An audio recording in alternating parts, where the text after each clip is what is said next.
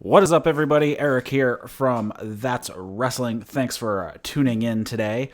If you are watching this over on YouTube, you can find this as a podcast over at that'swrestling.com or also in all your favorite streaming apps or podcast apps. If you can't find it on your favorite app, please send me an email, eric@that'swrestling.com, so you can let me know and I can get it added to that particular app because it stinks if I'm not on there when I should be.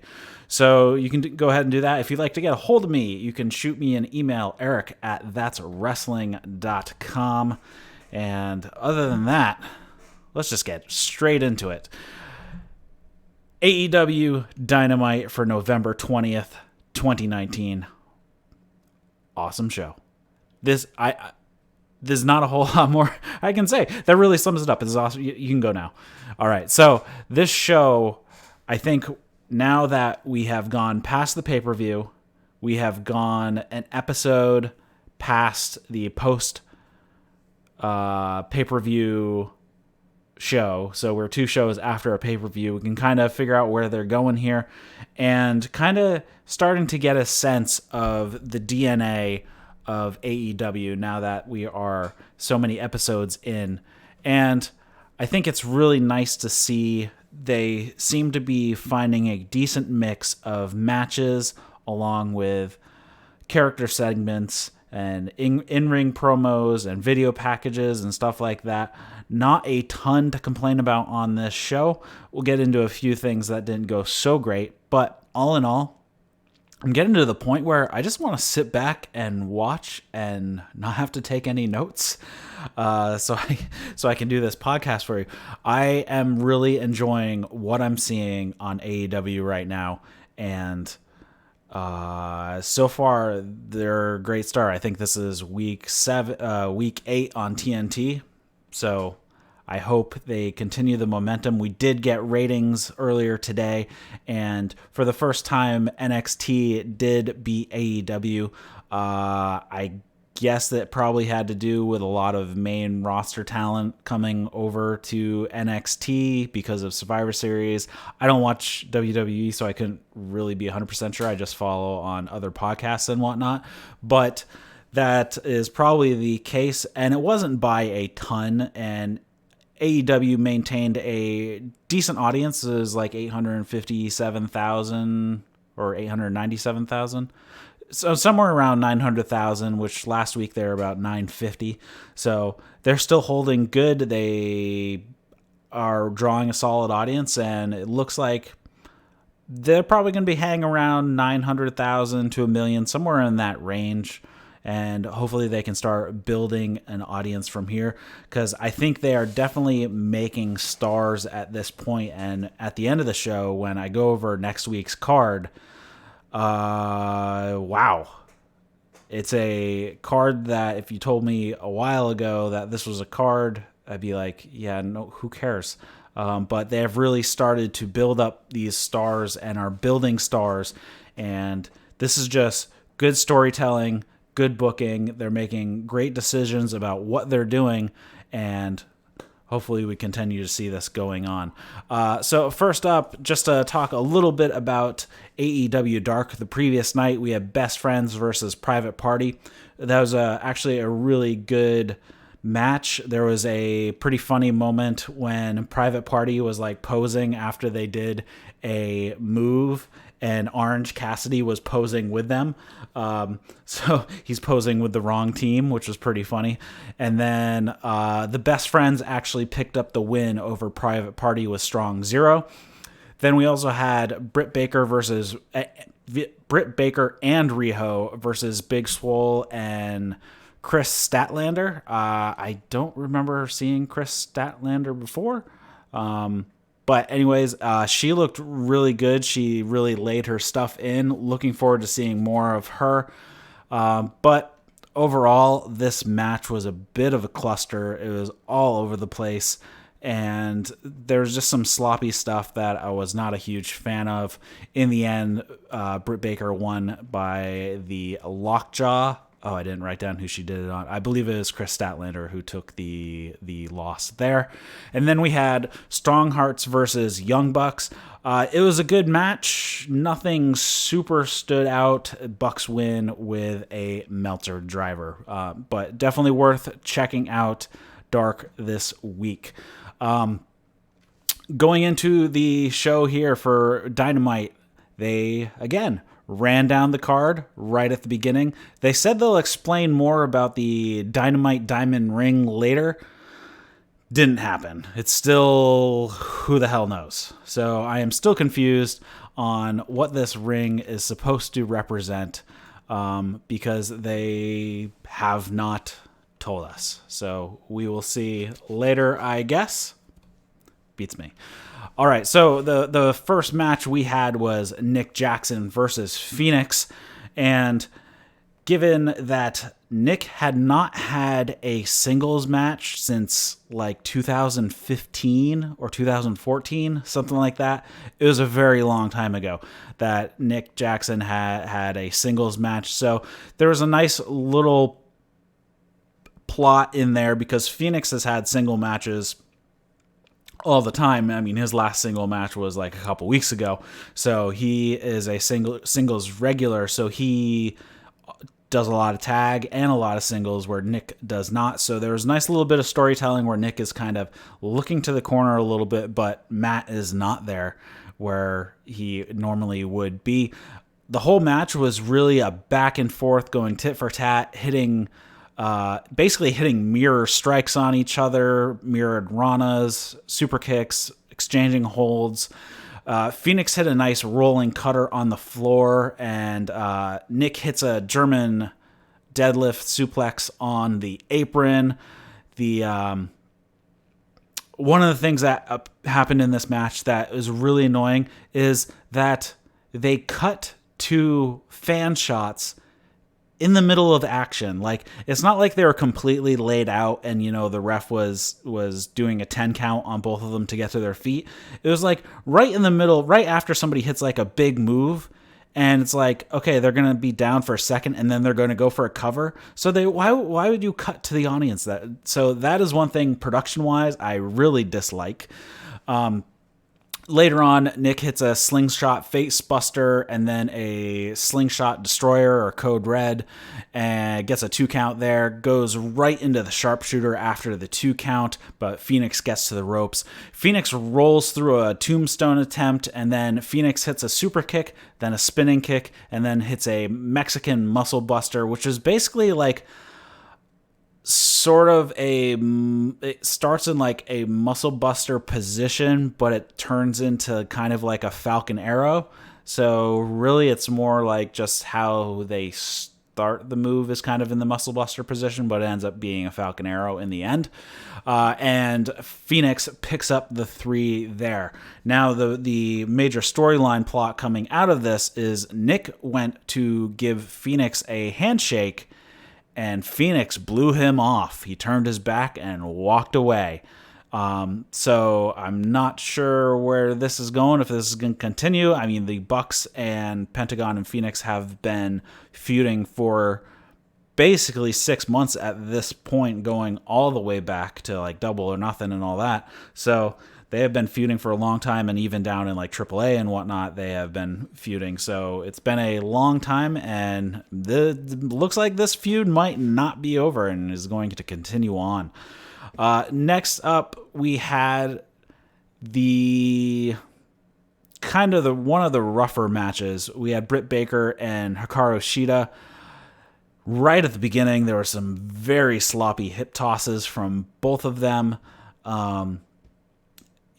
Just wasn't that great. This was the worst match on the show.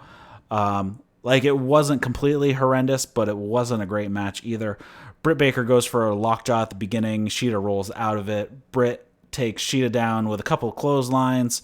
Not sure what happened, but Britt Baker had her nose busted open and she was bleeding. At first, I thought it might have just been a piece of like the Shida has these wristbands or even go up onto the back of her hand, and they're bright red. I thought maybe a little piece of that was actually stuck to her face because that's what the color looked like. But nope, she was actually bleeding. They go onto the outside. Shida hits the rising knee using the chair as a launch pad.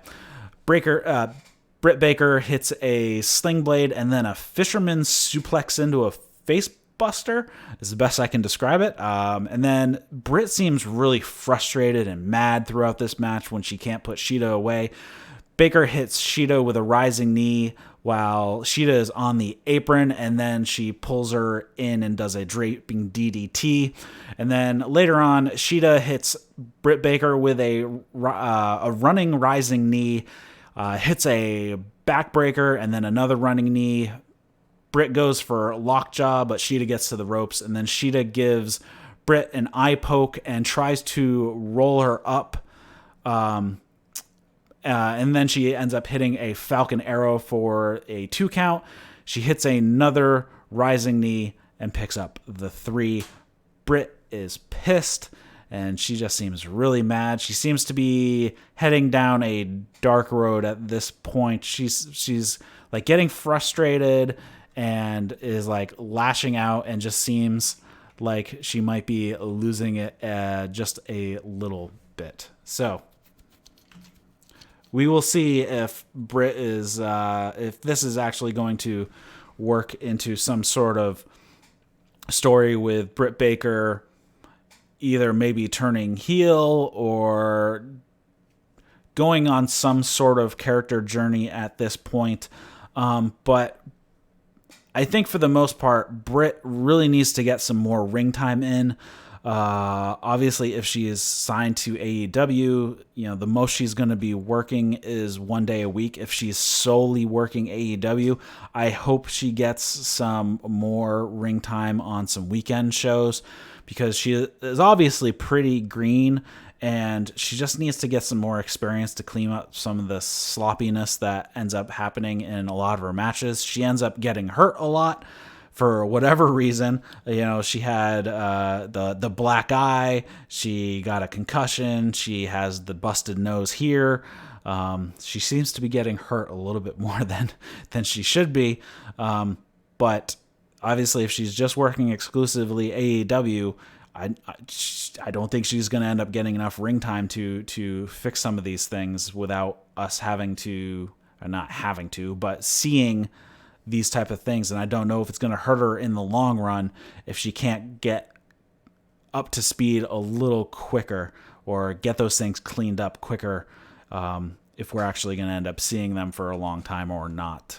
I like Britt Baker. I like her personality, seems fine. She's got a great look and everything, but some of the ring work is a little less than to be desired. It is what it is.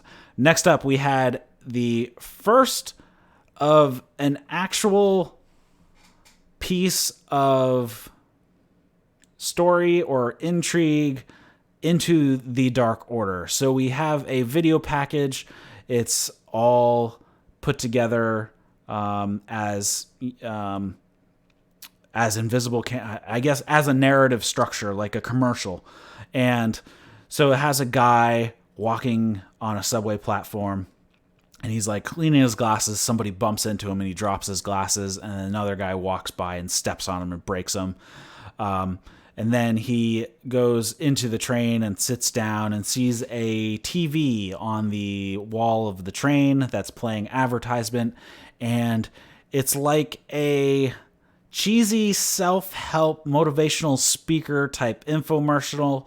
And they're, giving all these kind of cult-like vibes, kind of all these self-help guru, but it's like kind of the really cheesy infomercial type of deal. In the end, it's a join the Dark Order commercial.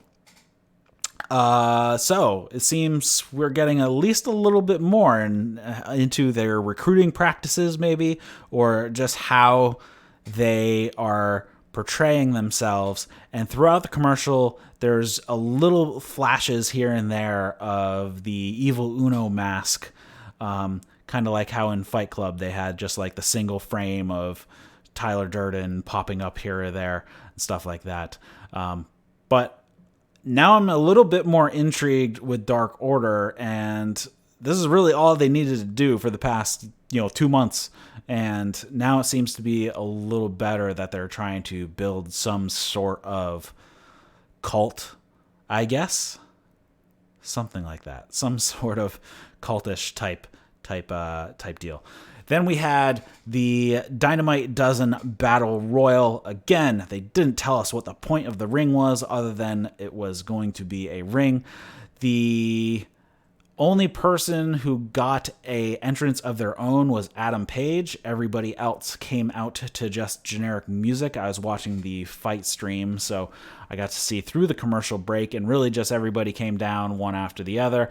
And it was Adam Page, Orange Cassidy, Chuckie T, Kip Sabian with Penelope Ford, Jimmy Havoc, Jungle Boy, Marko Stunt, Pentagon Jr., Sonny Kiss, Joey Janela, MJF, and then when they come back from commercial, the last person who got their own entrance was Billy Gunn. So Billy Gunn makes his AEW in-ring debut, even though he is a coach backstage. He's an agent or whatever you want to call him.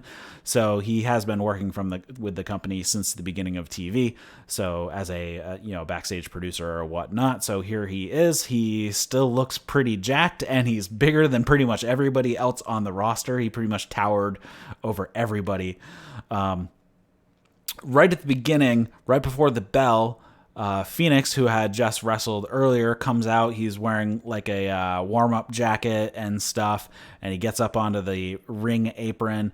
And then right as the bell rings, you realize that it's Christopher Daniels. He takes off his mask, which then, of course, distracts Pentagon, and Pentagon gets thrown out right at the beginning.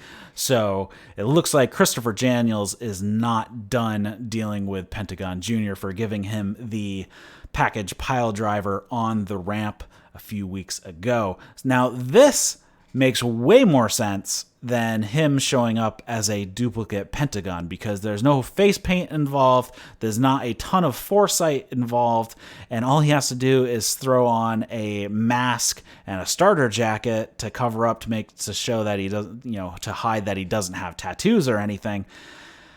And then you do this. This probably would have been a way better return if he did this than what they did with the duplicate Pentagon. Because then this would have been a huge pop when he takes his mask off to show that's Christopher Daniels. But, at least this was a good way to get Pentagon out of the match quickly and convincingly on why it would happen, because Christopher Daniels is coming to mess with him. The match goes on. For a battle royale, it was fine. Billy Gunn eliminates Havoc. Havoc ends up running out, grabbing a staple gun, jumping back into the ring, and staples a bunch of people. Orange Cassidy throughout this match is just sitting down in the corner, in the corner turnbuckle. During a commercial break, why this happened during a commercial, I don't know. Maybe they just didn't book it correctly or time it correctly. Anyways, Joey Janela had been thrown over the top rope, but he didn't hit the ground. He was out on the apron. He climbed up the top turnbuckle, and Shawn Spears comes down and hits him with a chair, which then knocks him to the floor. So Shawn Spears and Joey Janela are still going at it with each other, and that is how Joey Janela ended up getting eliminated. A funny thing that a lot of people didn't notice, I didn't hear it mentioned in any of the podcasts that I've listened to already about this show, is that Jungle Boy at one point is sitting behind Orange Cassidy. So he's sitting out on the apron behind Orange Cassidy, who's sitting inside the ring against the bottom turnbuckle, and Jungle Boy is picking through Orange Cassidy's hair like a gorilla would be picking through their friend's hair to find various bugs and get them out of their hair. It was hilarious, but it wasn't focused on by any of the cameras. You just had to see it happening in the corner. I thought it was hilarious. And then the action's getting a little too close to Orange Cassidy at one point over in the corner, so he uses the middle rope and he just kind of pulls himself along the canvas over to the other corner, and then the action starts moving that way, so he ends up pulling himself back out and kind of sitting in the middle of the bottom rope. And then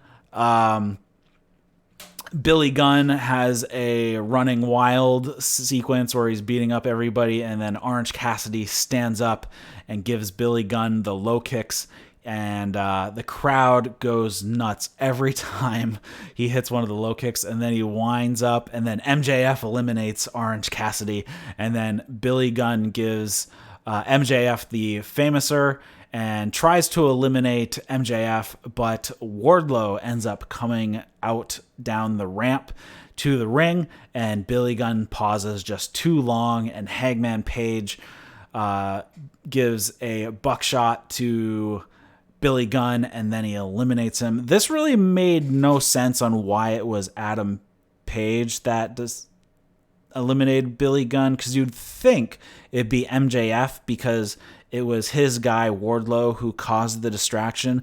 And when Page eliminated Billy Gunn, the crowd booed. So you don't want one of your top baby faces being booed because of the way he eliminated Billy Gunn off the distraction. You figure that would be MJF's role to eliminate Billy Gunn to get the heat. But it just didn't work out that way. It doesn't seem like this was planned very well for this particular elimination. Penelope Ford helps Sabian eliminate Chuckie T. Hangman Page and Jungle Boy look to be the last ones in the match at this point. Jungle Boy is standing out on the apron after he had given Kip Sabian a Rana. So Kip Sabian was standing out on the apron, and Jungle Boy did a standing Rana and threw him to the floor. So Jungle Boy had jumped over the top rope. He's standing on the apron, and then sneakily from around the corner, MJF had been hiding out on the floor. He pulls Jungle Boy off the apron to the floor. So it is actually MJF and Hangman Page who are the winners of the Battle Royale. And they will be fighting next week for the Dynamite Diamond Ring. Again, why should we care? Because they have not explained what the point of this ring is. So, I don't know. Hopefully, something comes of this, because 3 weeks of doing this and giving us nothing, or, well, it's now 2 weeks. Next week will be 3 weeks, and we still don't know the significance. This is very bad storytelling at this point. So this is kind of a downer for me on this. Then Jericho has an announcement, so he comes down to the ring to do an in-ring promo. He says that his behavior last week, meaning when he was throwing a tantrum and throwing chairs and throwing guardrail and hitting the post with a chair, was not conducive of a champion, and that he's been fined and he had to pay for everything that he broke. And then he says he sincerely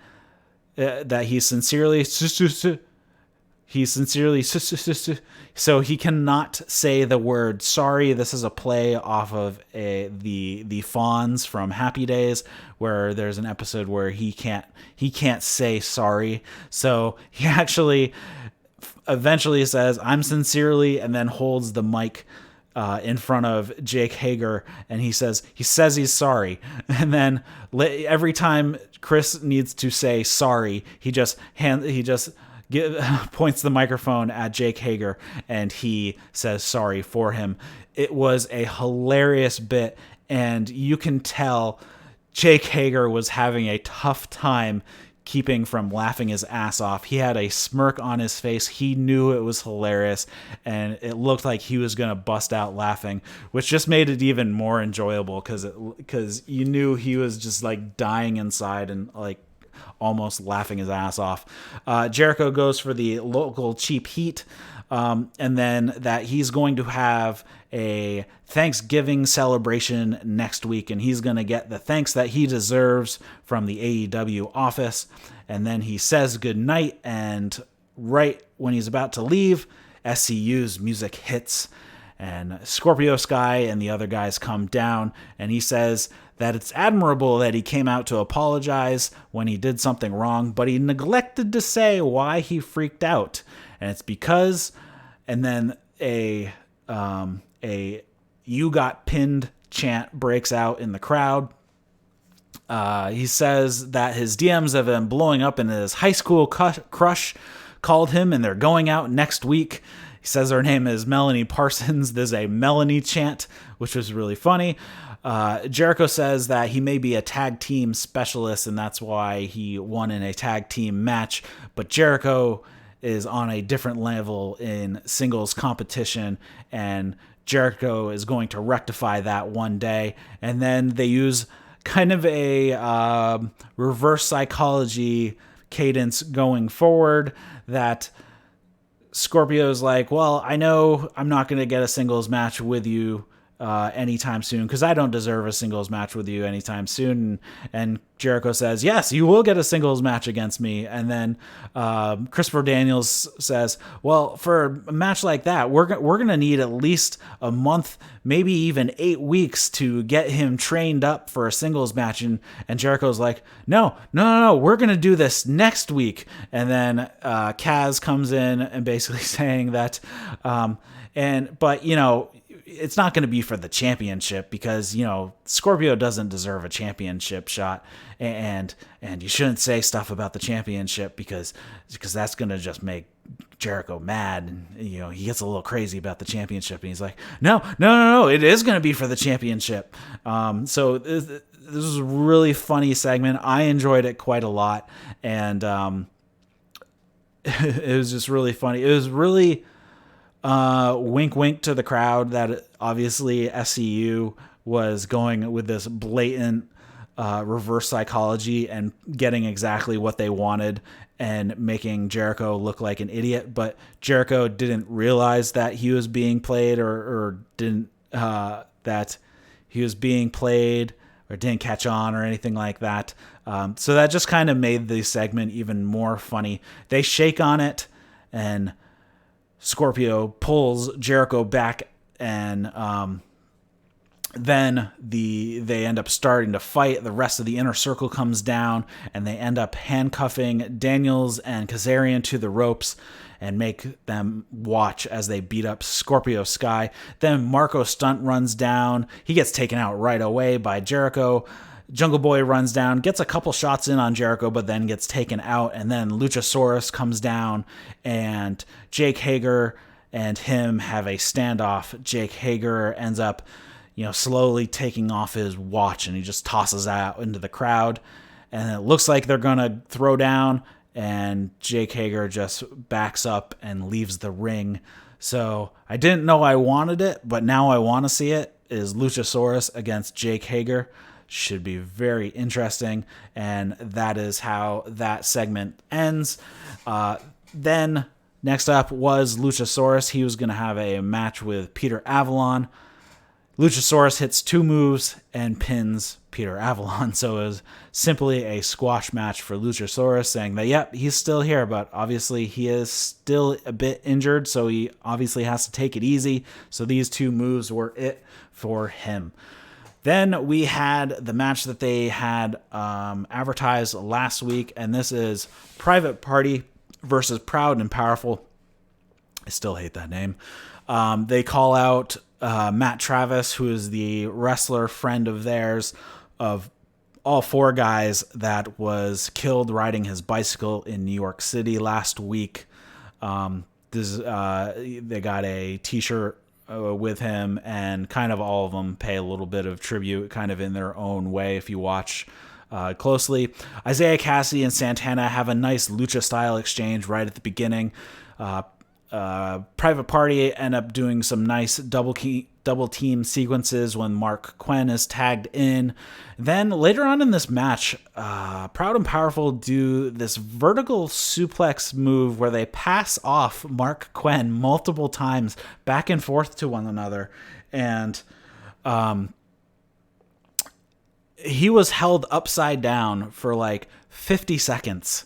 And then later on, Ortiz takes his glove off and starts doing a few back rakes. Santana and Ortiz do the Boston Crab camel clutch combo that they like to do. There was actually 2 commercial breaks in this match, which is a little rough. I don't know if they could have figured this out to structure it a little better, so maybe there was only one commercial break. Isaiah Cassidy has a nice hot tag run. He is amazing. I'm really digging what he does.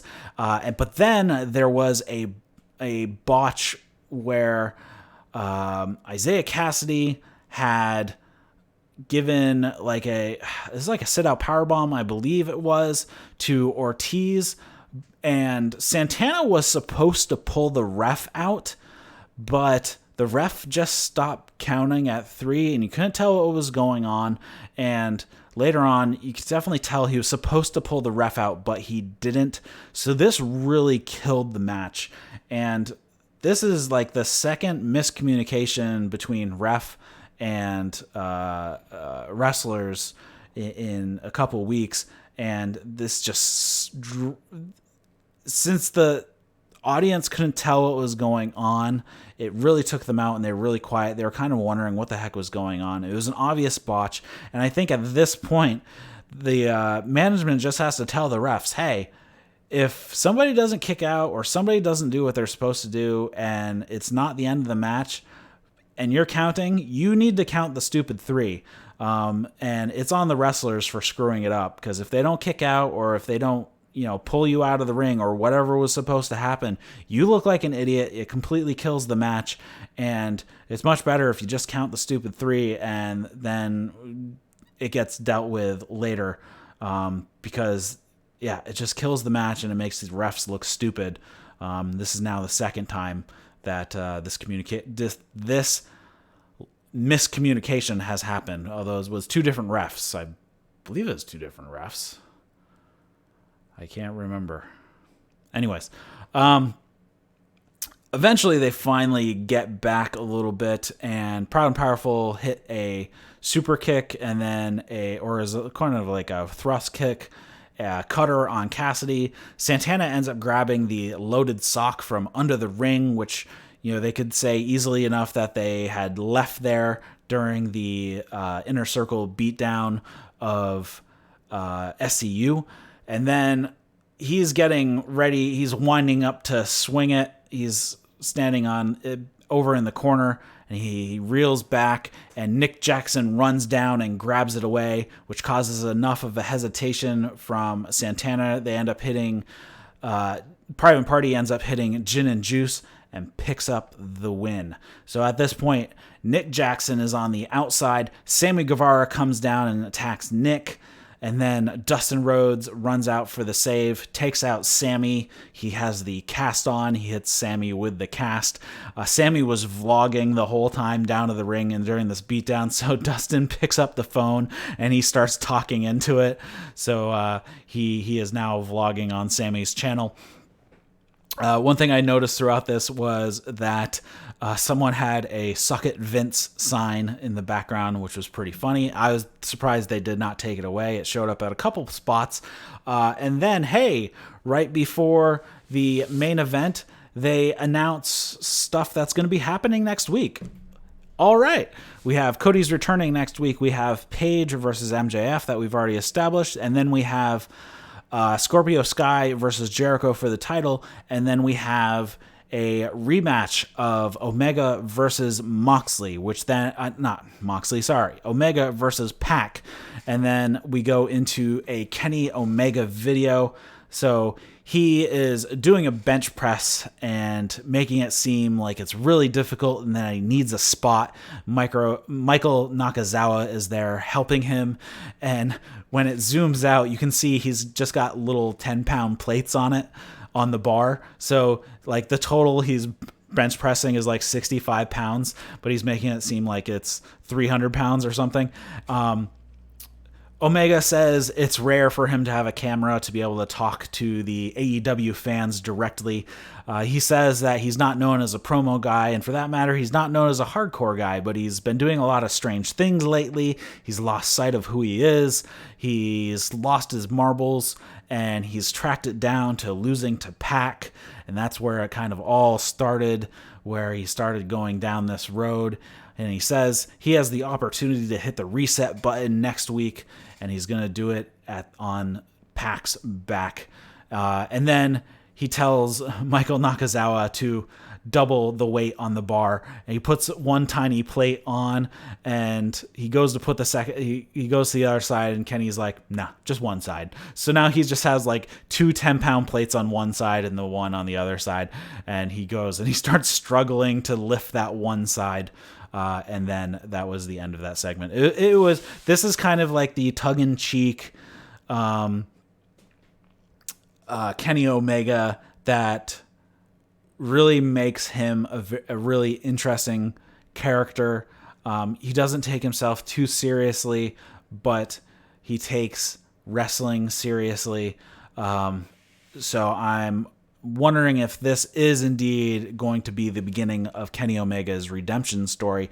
If it is, then maybe this is where we're going for the next title holder after Jericho. Is Kenny Omega is going to be built up, and Omega might actually be the person to take the title off of Jericho, either at the next pay-per-view, probably in February-ish, or at Double or Nothing in May, if they push it out that far. Though I'm still wondering, is Jericho going to continue to hold the title, considering that he has a match at Wrestle Kingdom against Tanahashi?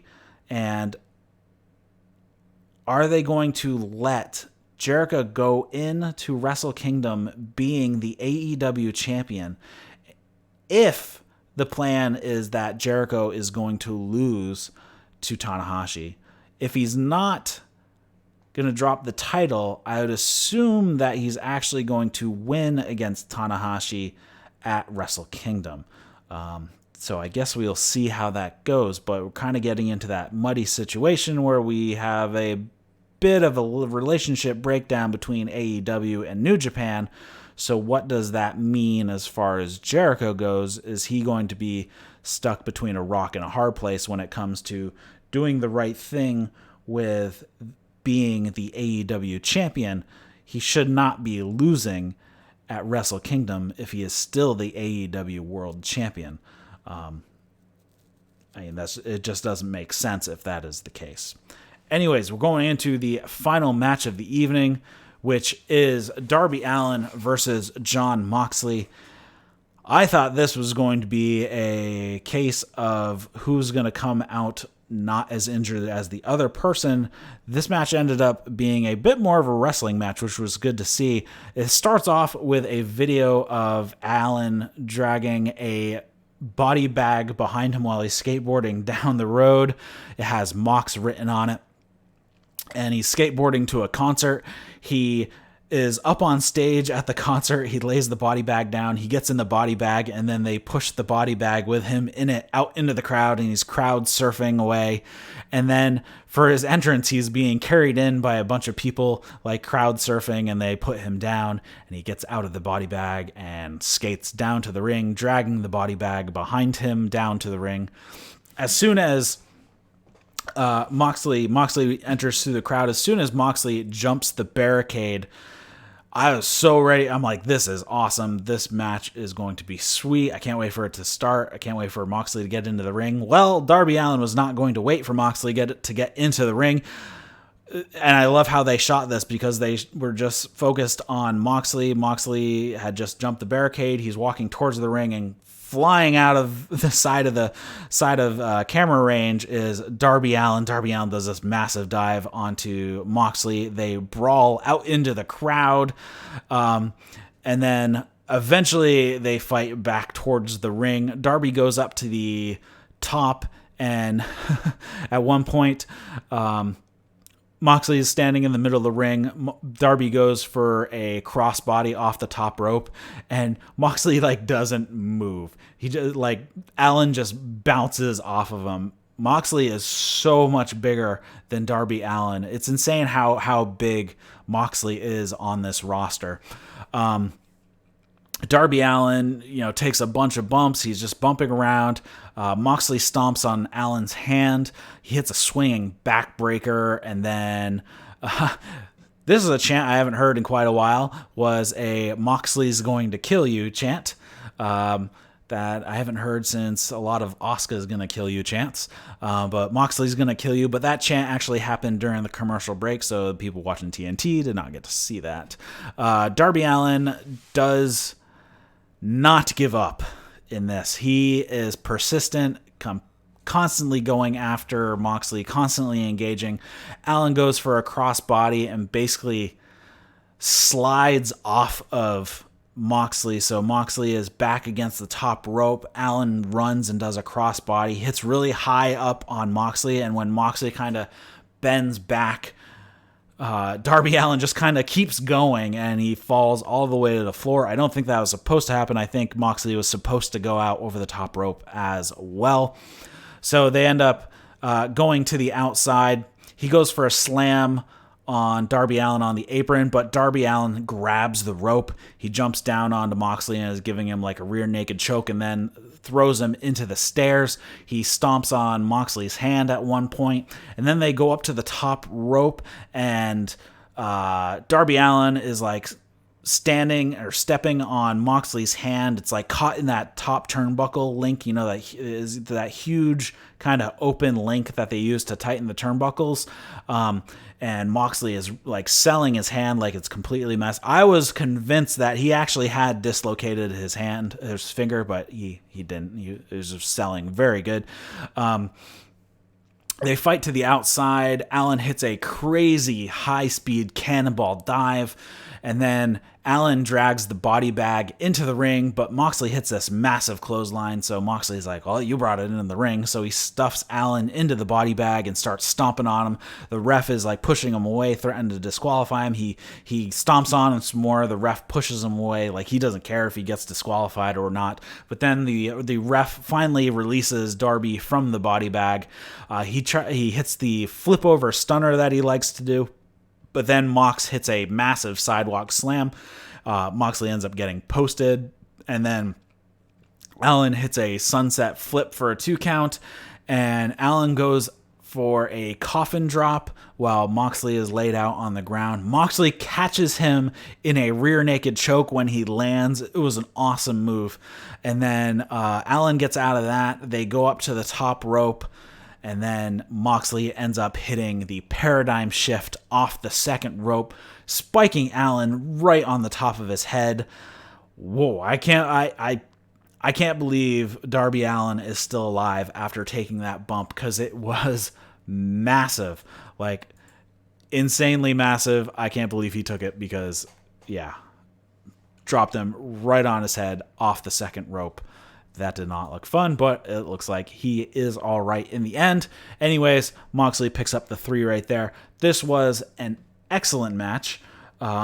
So this show really kind of bookended. We had an excellent match at the beginning with Nick Jackson and Fenix. At the beginning, we had kind of a lackluster middle matches. They weren't that great. I actually thought for the first watching, so I actually watched it twice because a lot of people said they really liked it. I liked it more the second time. The private party match against Proud and Powerful. The first time I watched it, I just wasn't that thrilled with it. I thought it was a little boring in spots. Especially if you're watching the fight feed, there were 2 commercial breaks, so they kind of slowed down through the commercials. So that might have played into it a little bit. I went back and watched it again earlier today, and it was a little better, but it wasn't as good as everybody was hoping it would be. I thought they were going to go all out, especially given that they're kind of doing this match for their friend that got killed. And then the women's match, like I already commented plenty on that. I think Shida is definitely really good. She has loads of charisma, and Britt Baker as well, but I think Britt just needs a little bit more experience in the ring to clean up some of those not so well refined spots, I guess, in her arsenal. But for the most part, this was an excellent show. Like I said, I'm just kind of staring, watching, enjoying being a wrestling fan again, having something, or at least an American wrestling organization that I am a big fan of and am looking forward to every week, because I am looking forward to the matches that are happening next week, where we have Jericho versus Sky for the title. We have Pac versus Omega. And then, what is that? What is that other match that we have? We have MJF and Hangman Page. I mean, you look at that, that is like, wow. They have built up these guys so much, because we have Page versus MJF. So those are basically AEW originals. We have Omega versus Pac. Pac was in WWE, but it's been a while since he's been there.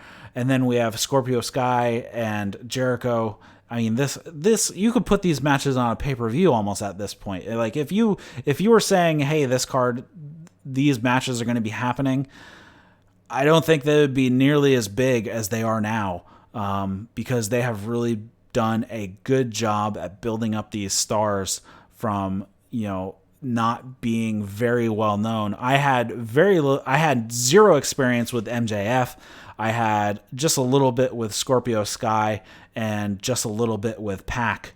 I saw Page in New Japan and Omega in New Japan, and obviously everybody knows Chris Jericho. So, I mean, these are three guys that had very little national exposure, plus, a few more guys who didn't have much at all. And they have really built these guys up from the ground up, and that is just good booking and good storytelling on behalf of AEW. One thing that I really hated about this show, and I will rag on it again, just like I seem to do every week, they didn't promote AEW Dark once. Not at all. If I might be mistaken, but I don't remember one mention of AEW Dark. And next week, we have Trent versus Pentagon Jr. We have Shanna versus Big Swole, and Omega versus Jack Evans for the AAA Mega Championship. Why are they not promoting AEW Dark on Dynamite? I mean, these Trent and Pentagon Jr. and Omega and Jack Evans, come on. That is awesome. And I have been a big fan of what I've seen so far of Shanna, and I am hoping that she continues to impress, and I am looking forward to all three of those matches. They didn't mention them on AEW Dark. Why not? They need to be promoting AEW Dark, because stuff that happens over there matters, and there have been pretty good matches over there. I mean, on Tuesday, they had, Private Party and Best Friends and Strong Hearts versus Young Bucks. I mean, Young Bucks, they didn't promote on Dynamite that they were going to be on AEW Dark the following week. It makes no sense to me that these type of matches are happening and they're not promoting them. They need to get better at this. If AEW Dark's going to mean anything, they have to promote it. And just using social media is not good enough, because their social media presence is smaller than their TV audience of about 1 million people. There are about 1 million people watching every week on Dynamite, and you only have like 350,000 people following you on like Facebook and YouTube and whatnot. You got to promote this stuff on Dynamite, where you have the largest audience, so you can drive that audience to your YouTube channel, to your social media, which they mention once in a while. They have mentioned that the rankings are over there on Twitter, but they're just not doing a good job at promoting a third hour of TV, essentially, because it's free on YouTube and anybody can watch it. They just need to get that stuff together, and I don't know why they don't. But that is the biggest gripe that I had this week, and hopefully that gripe goes away soon, because I feel like I'm touching on it every single week at this point, that they are not promoting AEW Dark. All right, that will do it for me for this week's AEW. Thanks for watching, everybody. Be sure to tune in next week. I will try to record these usually on Thursdays at about 8 o'clock Eastern. Tonight it was a little later, but if you would like to watch it live, it is over on YouTube. Just search That's Wrestling on YouTube and you will find the channel. If you're listening to this on podcast, the link is also in the show notes to the YouTube channel, so go ahead and go over there and subscribe so you get notified when I do go live. Also, if you are watching this on YouTube, you'd like to get it as a podcast, you can find it on all your favorite podcast apps. If you cannot find it on your app, shoot me an email, eric@thatswrestling.com, and let me know so I can get it submitted to that particular app. I'm on at least 20 plus apps that I know of. There's probably more. But if I'm not on your favorite, let me know, eric@thatswrestling.com. And also, you can go to thatswrestling.com to pick up the RSS feed link and just drop that in your favorite podcast app as well. But I would like to know about it. If you have any comments, questions, feedback, any discussion topics for maybe some non-show reviews or non-review shows, shoot me an email, eric@thatswrestling.com. You can also find me on Twitter, That's Wrestling 1 with the number 1, because somebody took the other one, isn't using it, but you know, it is what it is. So thanks for watching or listening, and I will see you next Thursday for AEW Dynamite review. So see you later, guys.